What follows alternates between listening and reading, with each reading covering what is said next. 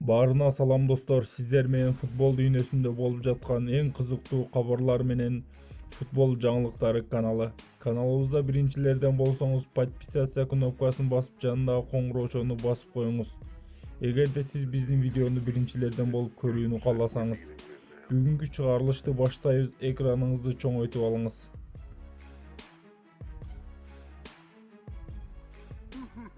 Криштиану Роналду көрөрмандардын добушу менен Ювентус клубунун декабрь айындагы эң мыкты футболчусу болуп табылды. Барселона клубунун жаңы машыктыруучусунан күтүлбөгөн чечим.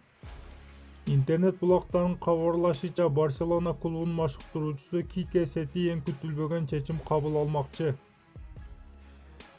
Маалыматка караганда, машыктыруучу Бавария клубунда ижара иретинде ойноп жүргөн Филиппе Каутинону ижара мүнөтү бүтө элек артка кайтарууну план кылууда. Машыктыруучу Барселона клубунун жетекчилеринен футболчуну артка кайтарууну суранууда. Каутиного экинчи жолу мүмкүнчүлүк бермекчи. Маалымат үчүн айта кетсек, Бавария клубу футболчунун оюнуна ыраазы. Мюнхендиктер оюнчуну сатып алмакчы. Мадридде боло турган Эл Классиконун качан болушу анык болду. Ла Лига президенти Хавьер Тебас чемпионаттын экинчи бөлүгүндө боло турган Реал Барселона оюну качан болушун маалым кылды, дейт АС интернет булагы. Эл Классико 1-март Сантьяго Бернабеуда болуп өтөт. Бишкек сааты боюнча түнкү саат 2:00 башталат. Маалымат үчүн айта кетсек, биринчи сезондогу оюн Камп Ноудо болгон. Оюнда эсеп ачылган эмес. Серхио Рамос жаракат алды. Реал Мадрид клубунун капитаны Серхио Рамос Испания Супер кубогунун алкагында Атлетико клубуна каршы оюнда жаракат алгандыгы маалым болду. Бул тууралуу Diario Sport булагы маалымат берүүдө. Оюндан кийин пенальтилер сериясында пенальти тобун тепкен учурда бутунун ашыгынан жаракат алды, деп жазылат интернет булагында. Серхио Рамос эми 10 күн же 15 күн арасында оюнга кайта албайт.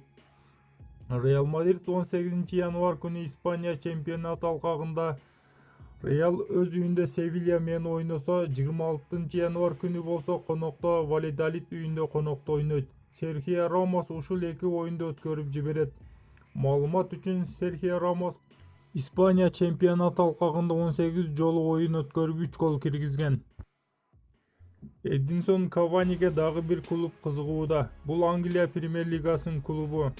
Paris Saint-Germain клубунун чабуулчусу өз карьерасын Тоттенхэм клубунда улантуусу мүмкүн. Харри Кейндин жаракатынан улам Тоттенхэм клубу учурда чабуулчу издөдө. Клуб башкы машыктыруучусу Жозе Мауринонун билдирүүсүнө караганда, Харри Кейндин ордуна Эдинсон Каванинин оюну туура келет. Маалымат иретинде айта кетсек, мындан мурдагы кабарларга караганда, Эдинсон Каванини Атлетико клубуна өтүүсү тууралуу маалымат берилген болчу. Пол Погба жайкы трансферлер убагында мурунку клубу Ювентуска келет. Tutto Sport интернет булагынын маалыматына караганда, Туриндин Ювентус клубу жайкы трансферлер убагында Манчестер Юнайтеддин жарым коргоочусун кайра Ювентуска алып келет.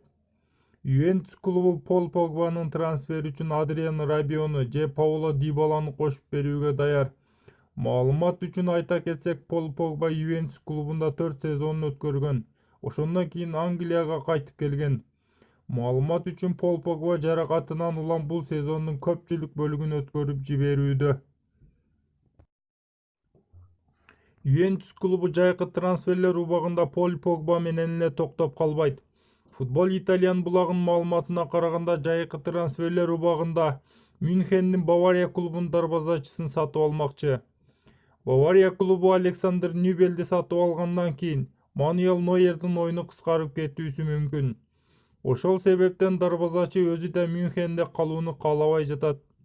Маалыматка караганда, Ювентус клубу футболчунун клубу ортосунда болуп жаткан учурга көңүл бурууда. Ювентус клубу сезон аяктаган соң Нойердин клубуна расмий түрдө маалымат жөнөтөт. Маалымат үчүн айта кетсек, Мануэл Нойер дагы Александр Нюбел сыяктуу өз карьерасын Шальке 04 клубунда баштаган. Бавариянын катарына 2011 жылы келип кошулган эле. Неманья Матич Манчестер Юнайтед клубында ойындарын санын 100-ге жеткирди. Манчестер Юнайтед клубу 2012 жылдан бери биринчи жолу Вулверхэмптон клубун жеңди.